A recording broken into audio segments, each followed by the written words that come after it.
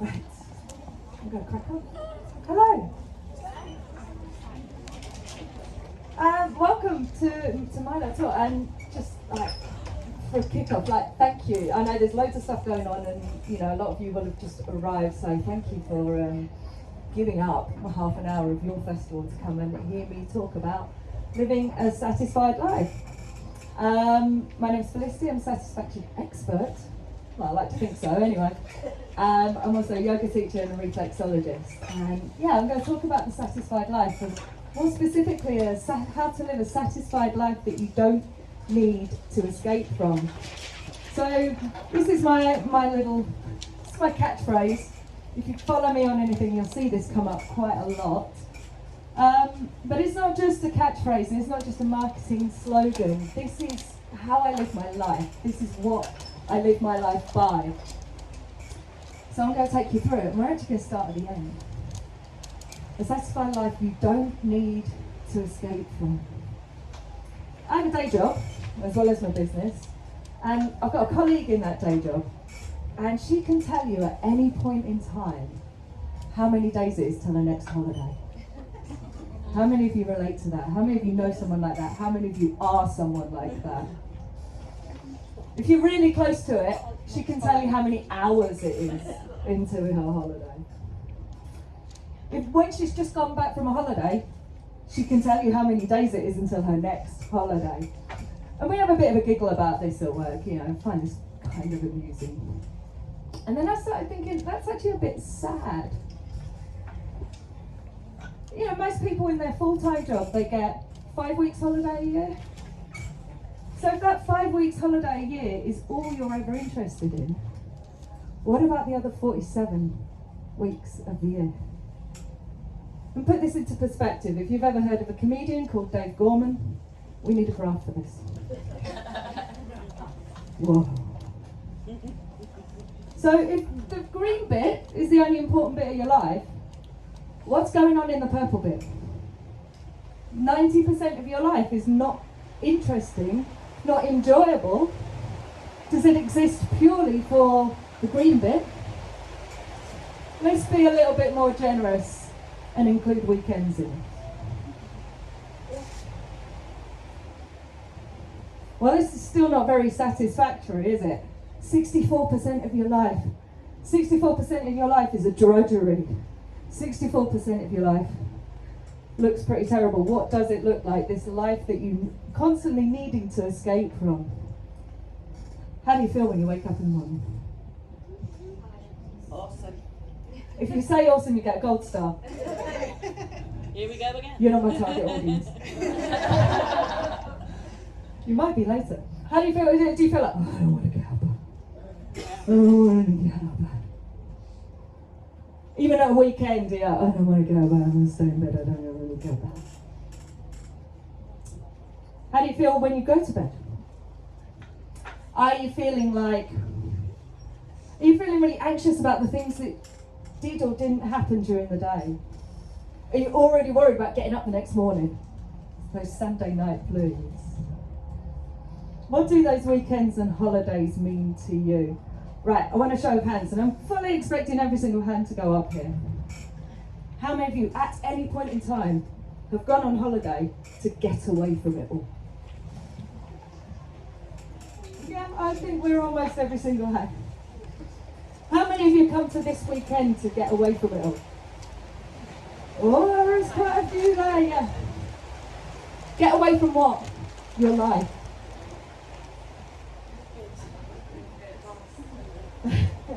So if you're wanting to always get away from your life, do you feel like you're living life to its full potential?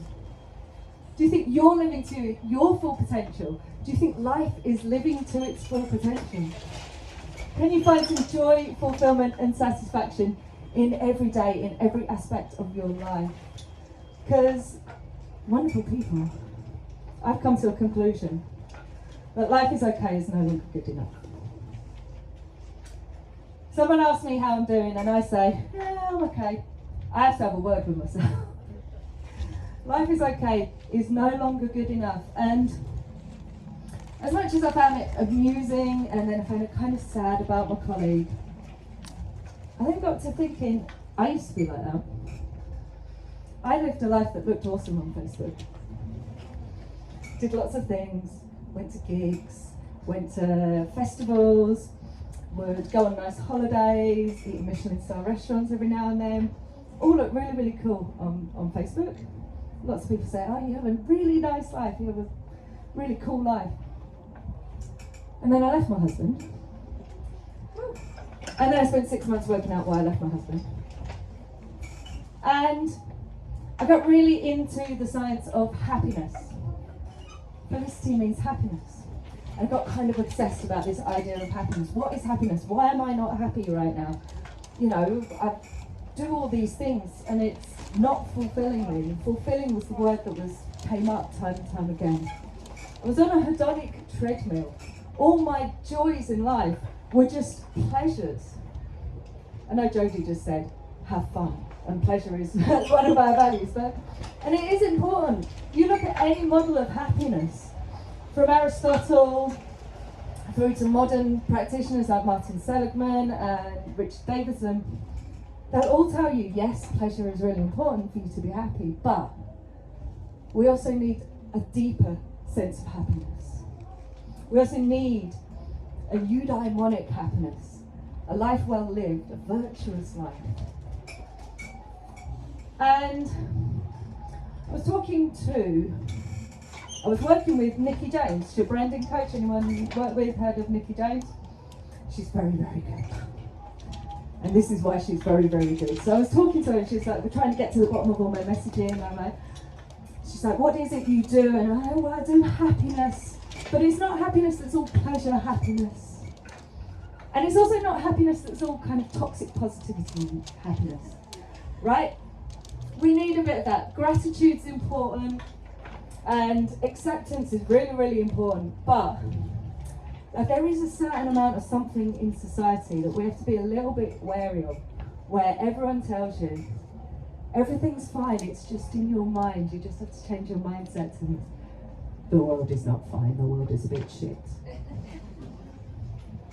And we have to know that the world is a bit shit, and we have to accept that the world is a bit shit. And from that acceptance, we can start making changes. And I'm saying to Nikki James, I'm saying, I don't just want people to be kind of, oh, well, yeah, I know the world's a bit shit, but, you know, I'm just going to accept it as it is. I want people to say the world's a bit shit, I'm going to go out there and change the fucking world. Oh, I like that, woo. I want to inspire people to change the world. I want to make sure people are reaching their full potential in life. And I blurb and blurb. And I stop blurbing. And Nikki pauses for a bit. And she says, well, it's not really happiness that you're doing, is it? Mic drop from Nikki James. And she's kind of right. I mean, from a marketing perspective, a lot of the stuff that I'm going to tell you about is not happiness. It's not pleasurable, up in the air, let's be happy happiness. So I went searching for a new word. Fulfillment came up because fulfillment was the thing I felt I was missing at the time when I was married. Fulfillment's a little bit worthy, isn't it? So then I hit on satisfaction. Satisfaction's nice, isn't it? Who in this room wants to be satisfied? Give me a hell yeah. All right.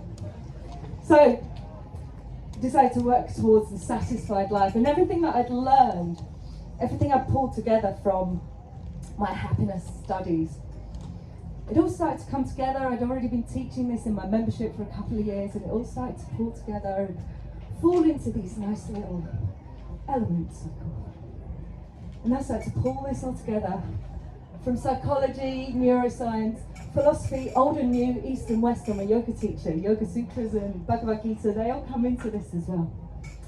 And it all came together into my own philosophy. I still can't say it. Someone, I showed this to someone, they said it straight off perfectly, and I can't say it.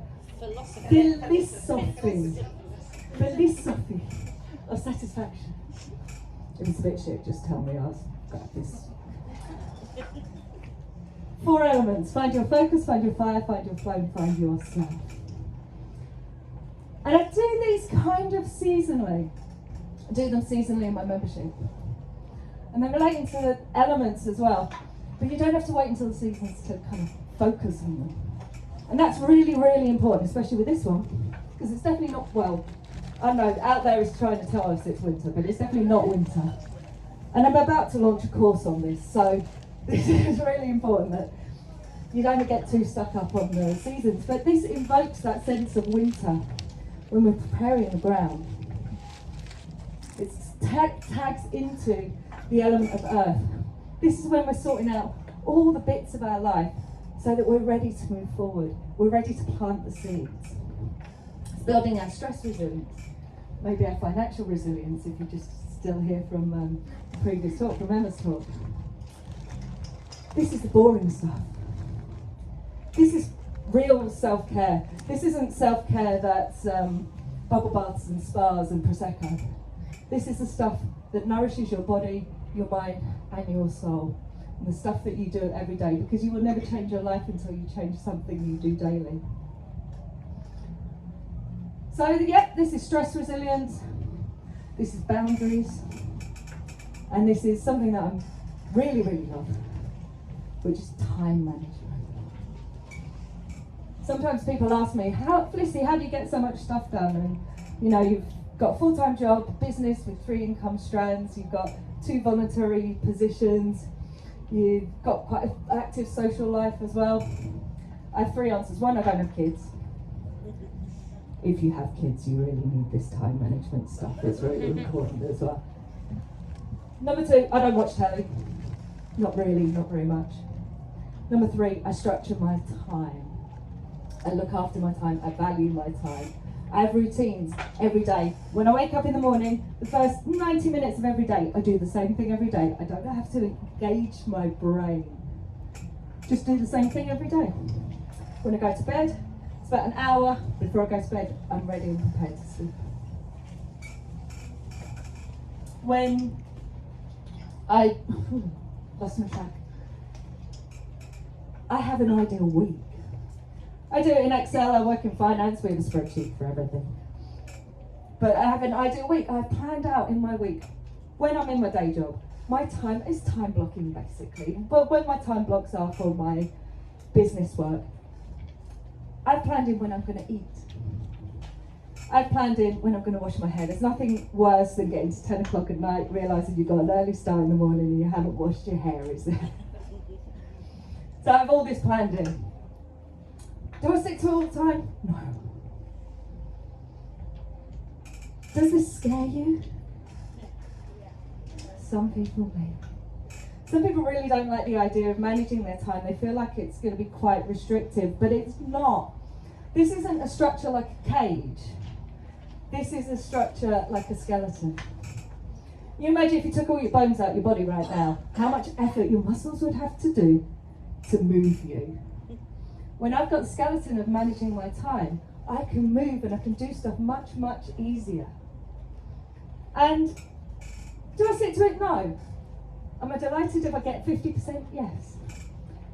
Danny's not here. The famous Danny fucking Wallace, I'm going to quote her, and some of the people who know her do know, are here. These are structures from which to deviate.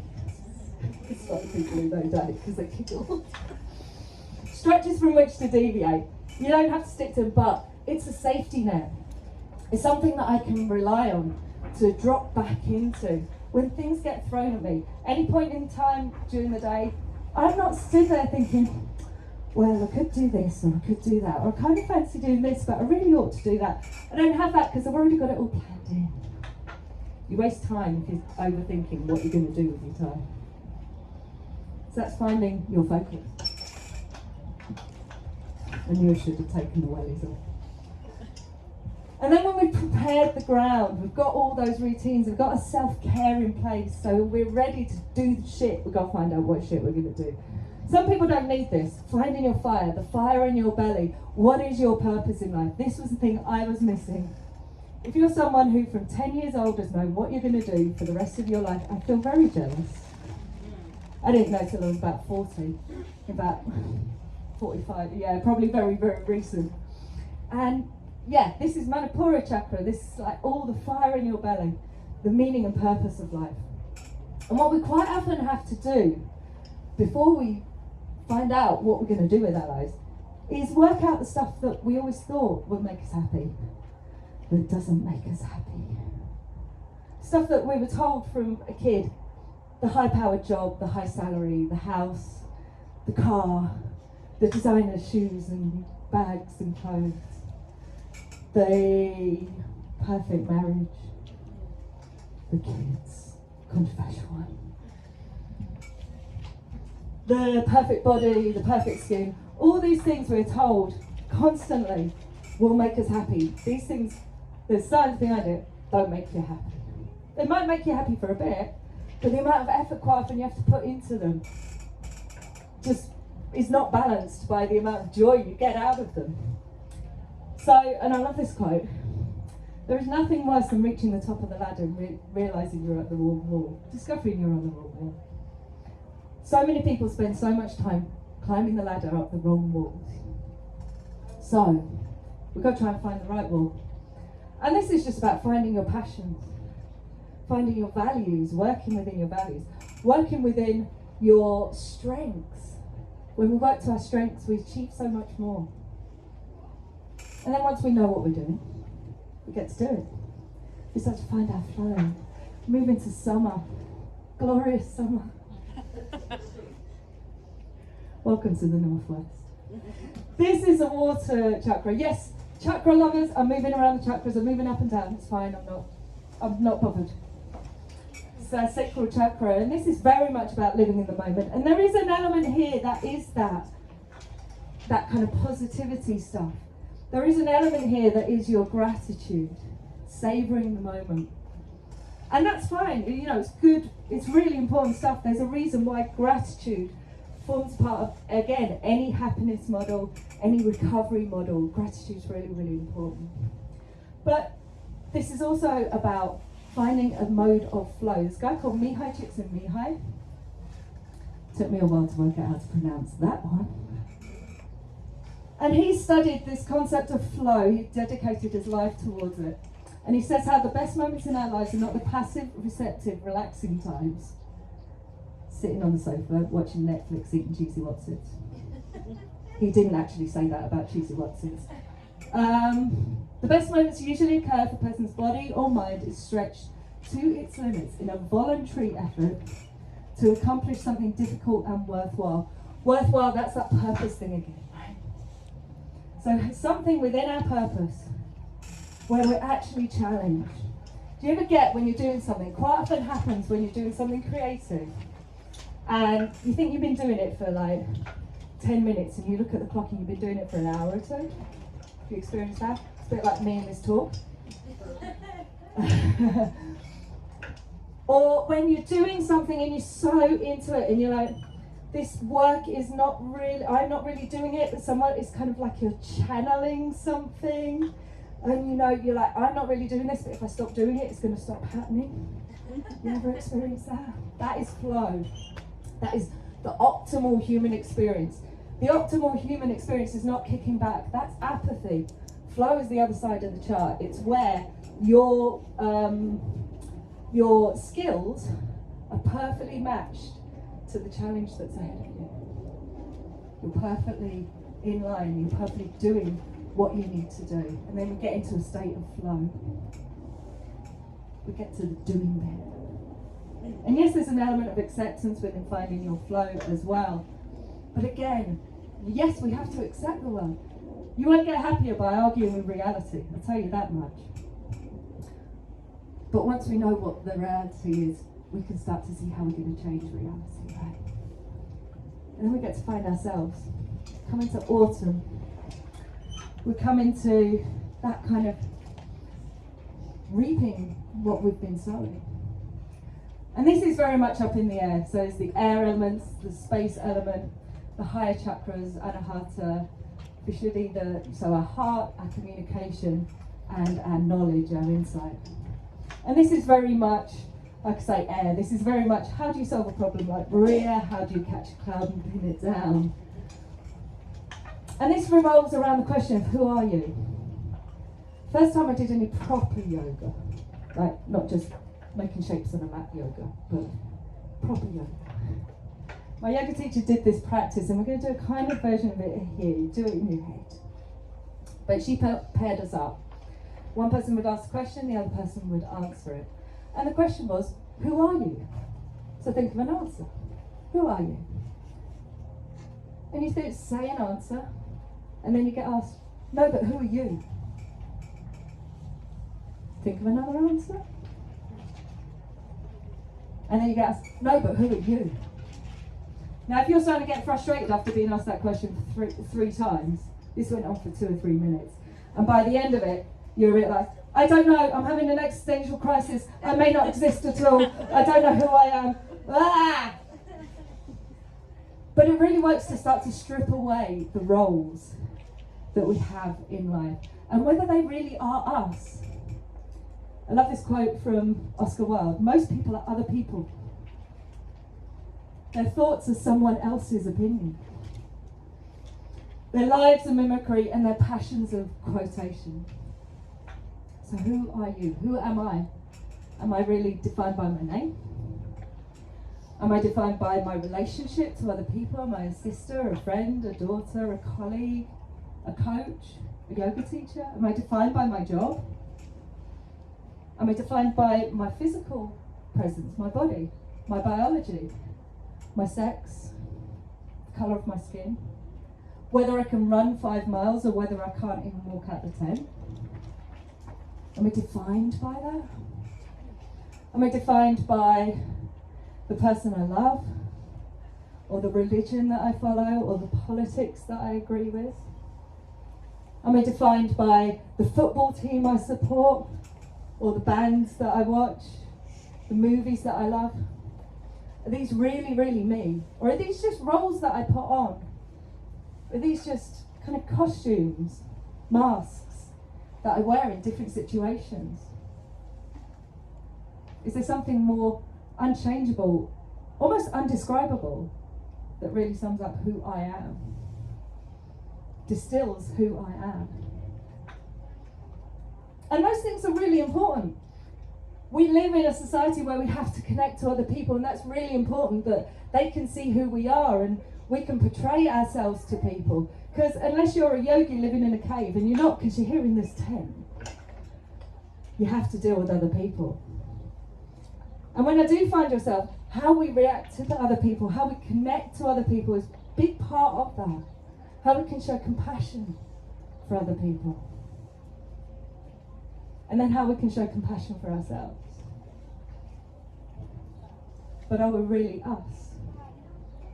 Or is there something else deeper than that? And also in finding yourself, talk about self-care. And didn't we talk about self-care at the beginning? I call my membership the Satisfaction Revolution, not just because it will revolutionise your life, but because it goes round in a circle. It goes round in a circle, and then we come back to the beginning. We talk about finding our focus, getting those plans in place so that we create some space and time to then go and find our fire, find our purpose in life, create some goals and work within our values and our strengths, and then to find our flow, live in awareness, live in the present moment. And then we get to play about with ideas of identity and roles and how we connect to the world. So how does that relate to those 5 questions? How does this help you create a life that you don't need to escape from all the time? Can we now start to wake up and feel motivated, feel awesome, like this lady in the front? Feel motivated because we know what we're going to do and we know when we're going to do it. Can we now start to go to sleep knowing we've done the best with the day, and it may not have gone perfectly to plan, but we did the best that we could with the time that was available to us? Can we experience some joy every single day in every aspect of our lives? Can we accept that the world is not perfect? The world's a bit shit. And know that sometimes, absolutely right, sometimes we have to change our mindset, sometimes we just have to accept things as they are. But when we come to realise the things that we have to accept, we can then see the bits that need to be changed. You know that serenity prayer? God give me the grace to and I can never remember it exactly, to know the things that can be changed and the things that can't, and the difference. A lot of people forget that there's an element of that which is doing the change. So changing things, can we then feel empowered and inspired to make those changes? Not just for ourselves, but for all of society. And Danny Wallace, sorry, not Danny Wallace, the famous Danny fucking Wallace, fans, can help me out on this. Because we all do well. When we all do well. Yes! She's going to love that when she sees that on video. Because we all do well when we all do well. This is about us building a community, building a society where we start to improve the world. We see it's a bit shit. If you've got any sense of what's going on in this country and government right now, you know it's a bit shit. It's a bin fire, let's be honest. And then we can go out there and make some changes. That's what the really important bit is. And just before I finish, I want to reflect on one word. I put this in especially for Jodes and people like Jodes who want to go on retreats, who put on amazing retreats and holidays. I'm not anti-holiday. I love my holidays. Holidays are awesome. I love to go to places. But the holidays are not a different part of my life. The holidays are part of my life. They're not escape from my life. I love my everyday, but I like change as well. And I'm never getting away from my life. I'm going to places. I went to Glastonbury a couple of weeks ago. I'm going to Germany with my awesome bestie buddy Mia in October. See, I told you I mentioned you. I've gone to Chile and New Orleans and New York and Montreal and Egypt. I'm not going away from anything. Can we create a life where we're going to things, we're always travelling forward? And can that be our more satisfied life? So here's where you can find me.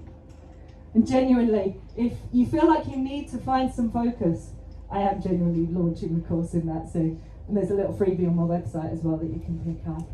So come and find me, and come and find your felicity. Thank you.